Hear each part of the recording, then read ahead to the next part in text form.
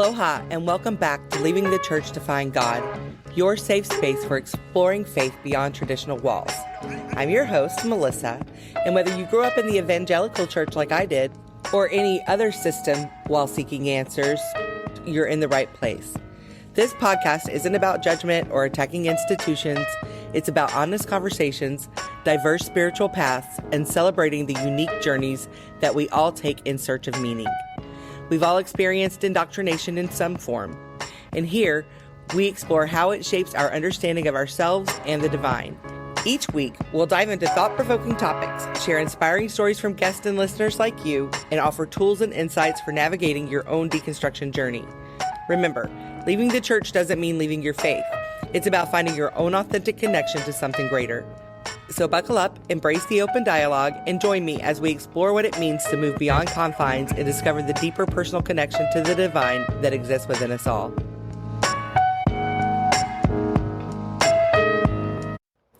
Aloha, God Potters! Welcome, welcome, welcome. So today's episode is about community and how community does not belong to the church. I will be reading a lot of it. I was writing out an outline to do this recording and it became a writing, so it just seems natural to read it to you. But first I want to preface with a part that I did miss, which is that the foundation of this country, outside of the indigenous people who lived here beforehand, is based on evangelicalism. It was built by missionaries. The culture that we know as Americans is an evangelical culture. Whether you were raised in the church or not, the foundation of our society, our culture as the United States is one of evangelicalism. And with that comes the idea of community, because church tries to own community. And as Americans, it's harder for us to see that because our society is based on that. But when you look at other cultures outside of the United States, what I'm saying is just common knowledge. So this is probably more specific to people who are in the United States or grown up in the United States. And I just wanted to preface with that to say that these things are just understandings. What I'm about to share with you is just regular understanding in most cultures around the world. So, community does not belong to the church. I was really contemplating this after Easter Sunday / Trans Awareness Day. Now that I'm officially in the world of ex-evangelicals, I saw a lot of people posting about how these types of occasions make them feel the loss of community that they had in the church. About how they miss watching other kids grow up with their own children, how they miss the food and the fellowship and all of these occasions and coming together. Hear people talk about they don't want to leave their church. They don't necessarily feel aligned with what's being taught or what's happening there, but that is their community.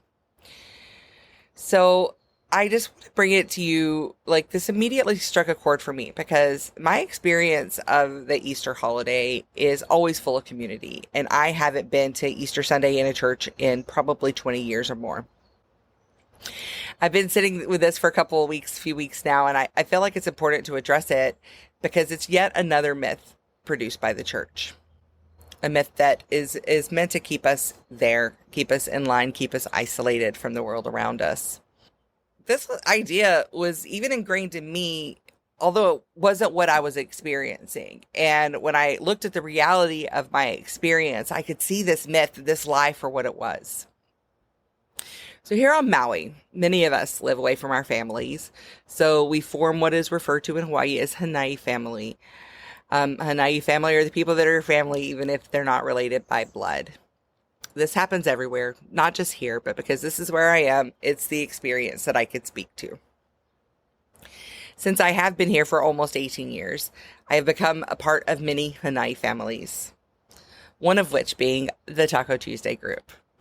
This group formed about 8 years ago, I guess, when all of these friends' littles were little or not even born yet. And for years, we would meet each week and make food while the kids would play together.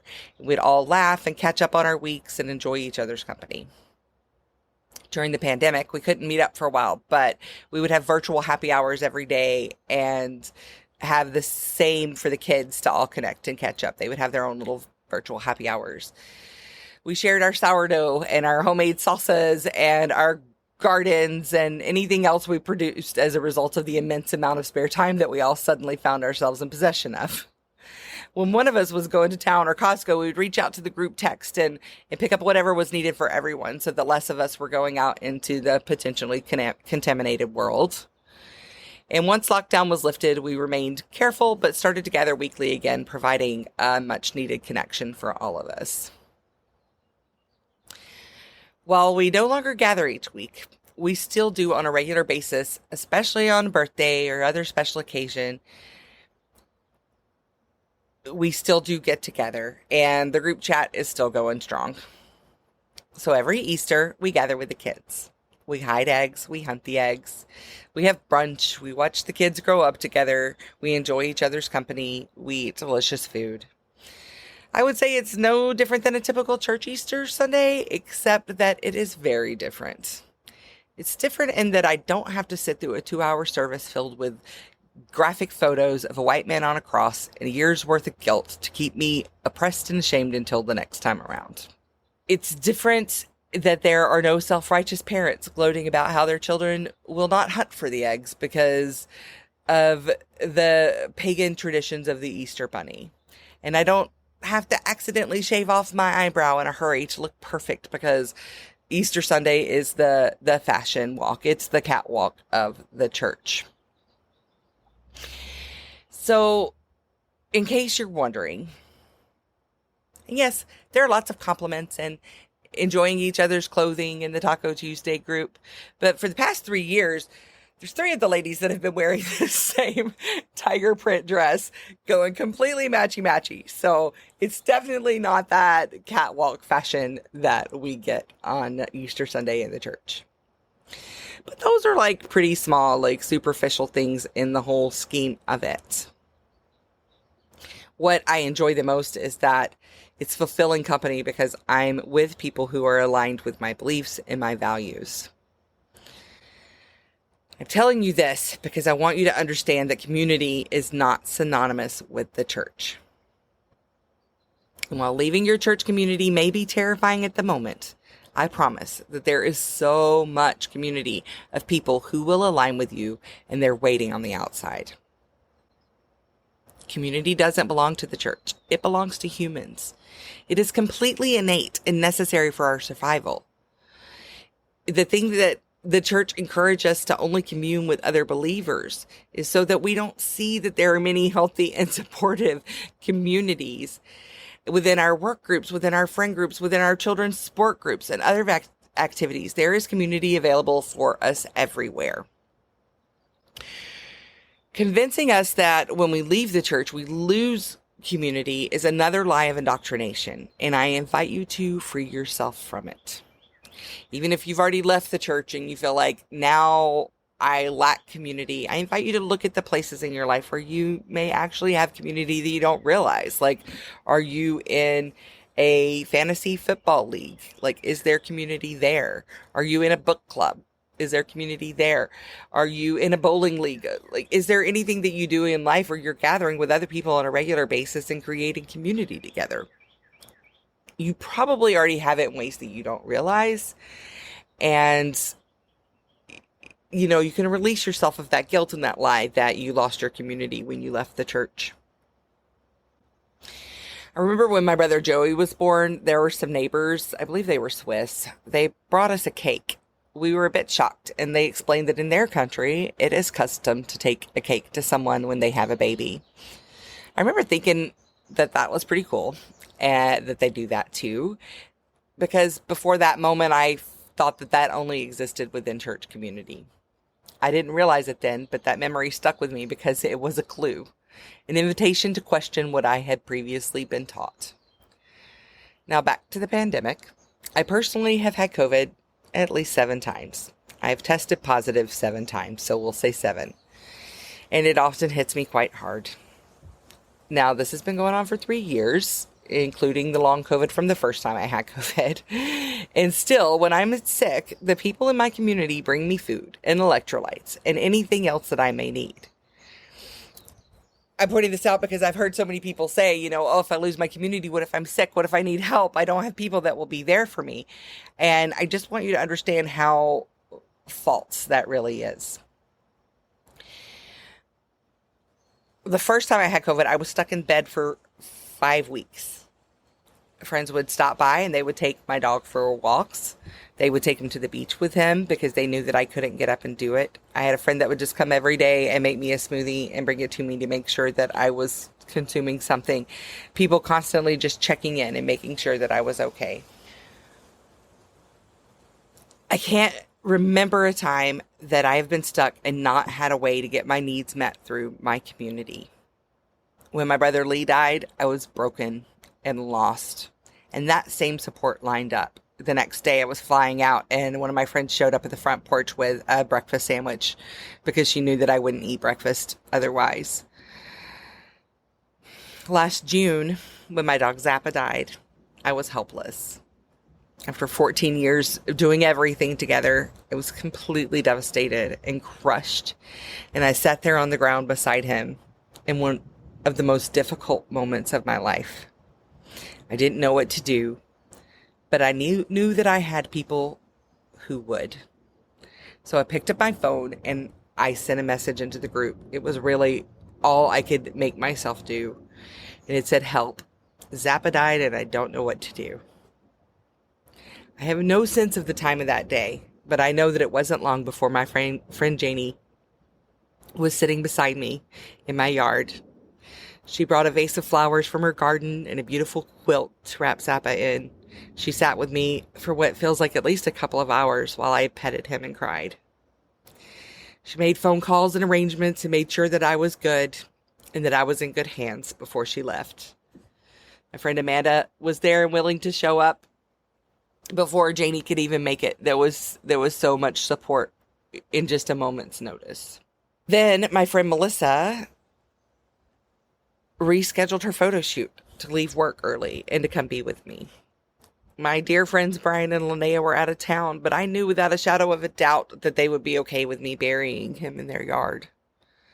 When I arrived at Brian and Linnea's house, their neighbors, who I will always consider dear friends, but had not been close to at the time, who'd also showed up to help me move, they were there to greet me. Brian's brother Paul was also there and asked me where I wanted to bury him. I told him I wanted to plant him with a tree. So wherever he thought that would be good, that when Linnea and Brian got back, I could get their permission and pick a tree that I could plant on his grave. But then Paul led me into their greenhouse and showed me this beautiful ohia that he had bought Brian for his birthday, and they had been waiting to plant it, waiting to find the right spot. So he and Eric, they dug, Zappa's grave, and they planted him with the beautiful ohia tree. Then they sat there with me on the ground for hours while I grieved. They knew Zappa. Anybody who's been around me knows Zappa. They shared kind words when I didn't have a breath to do that. If that's not community, I don't know what is. Then in August, after the fires on Maui, I was in bed again with COVID, but felt a strong call to be there for my community, that it got me out of bed and into action. Unfortunately, like many governments, ours is not only corrupt, but often inept. There was no response to the people who were stranded without gas, electricity, or food or water for 5 days, except from our community. The government would not even let us deliver goods while pallets stayed in place in parking lots, and our ohana was out there suffering, scared and hungry, and no word of what was happening, no cell phone reception, nothing. So on the island, we got together. The donations that came in are still mind-blowing. I know how expensive it is to live here, and I know that a lot of people here do not have a lot of extra cash flow. People gave everything. They showed up. They literally cleaned out the shelves of Costco, the grocery stores. All the stores were empty on those basic goods because everyone went and cleaned it out. Then we got helicopters, we got jet skis, we got surfboards, we got kayaks. We got anything that we could to get that onshore, people created chains, human chains, to like offload these things and get it to the community.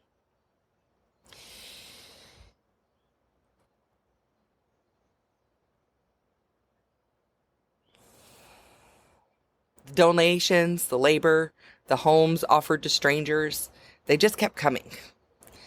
It's been almost a year now, and people are still showing up because we are a community. Tribes existed on these lands before missionaries. Tribes are communities. Community does not belong to the church. The irony of it is that the church is often keeping you from all of the other community that is available by convincing you not to hang out with worldly people. I did that worldly in quotes because we know how I feel about that. I have watched wave after wave of kids grow up together here. Many of them are in high school now. I have to choose between 3 and 5 Thanksgiving invitations every year. And it's hard because I want to spend my holiday with all of those people. There's a website called mealtrain.com where people actually set up food delivery to families with a new baby or with an illness or a death or whatever has happened that they need support. There's a website for it. It's not a Christian website. It's just a website. It's called mealtrain.com if you need that. If community is what's keeping you in a place, or the fear of a loss of community is what is keeping you in a place that is not aligned with what your soul is telling you, let this be your permission slip to leave, to go out and to find your community. Yes, it may be lonely at first, but I promise that there is gold to find in that loneliness, and that your people are waiting for you on the other side of it. So, you may be driving, and if so, you can just go ahead and pause this, or you can listen through and go back to it when you get out of your car, when you have a space. Whenever you get a moment, I want you to take a moment and sit with me, and I'm going to lead you through just a 5-minute, like, guided meditation, if you want to call it, or just an invitation to find your community. So whenever you're ready, I'm going to give you a moment to do that, and then we'll get started.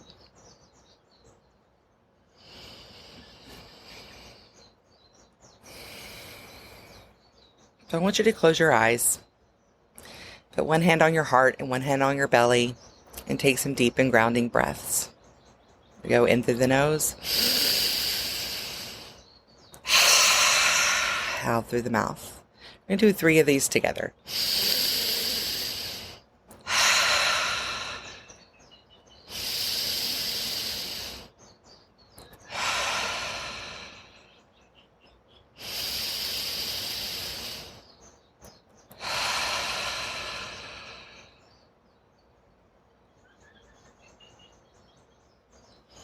Now I want you to imagine yourself.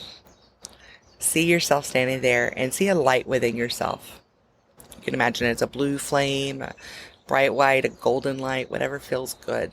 Whatever color just shows up, just imagine a bright light in your heart that is expanding out around you.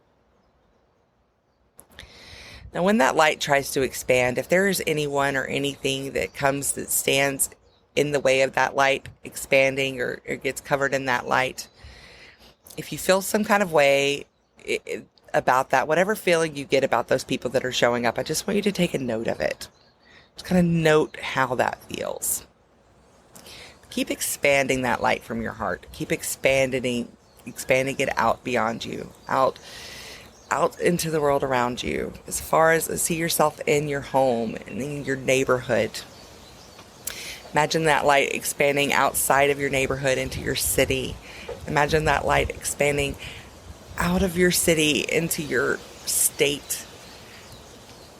Imagine the light expanding outside of your state and into your region of the country. You're going to see that light, and it's going to expand beyond the region of your country and fill up the whole North America.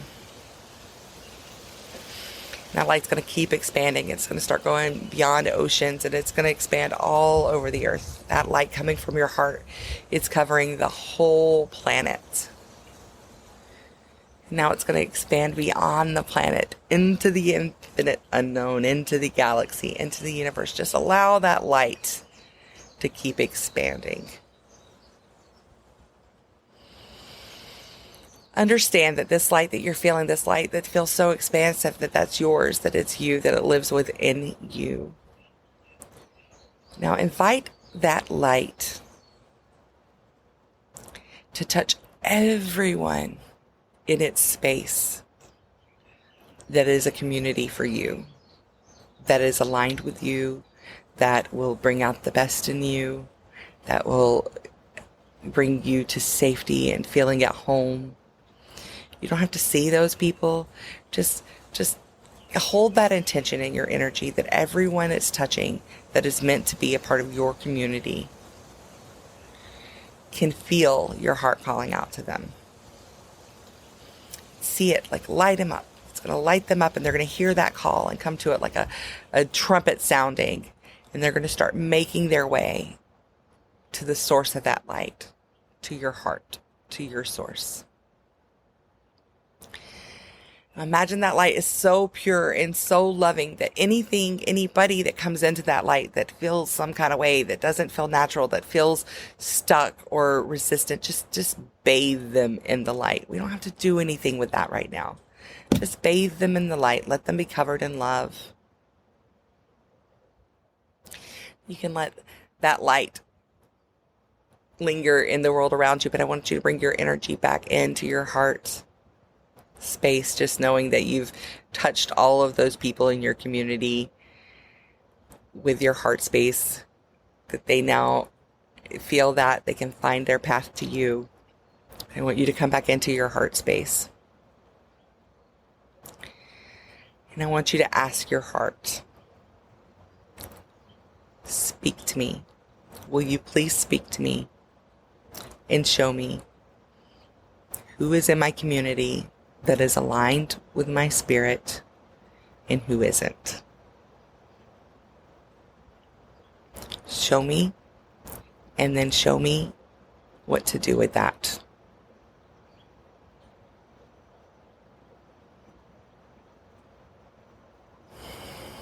Just sit there and focus on that for a minute. Just that invitation to your heart to guide you.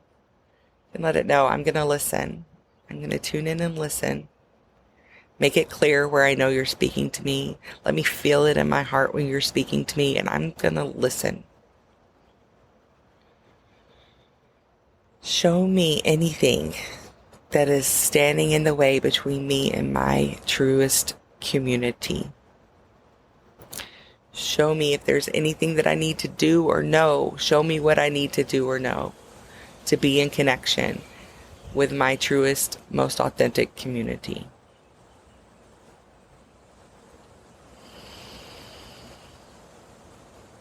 Now I just want you to open up your heart from the back of your heart, the front of your heart, and leave it open for all of that receiving, open for all of those people to come in and to be in touch.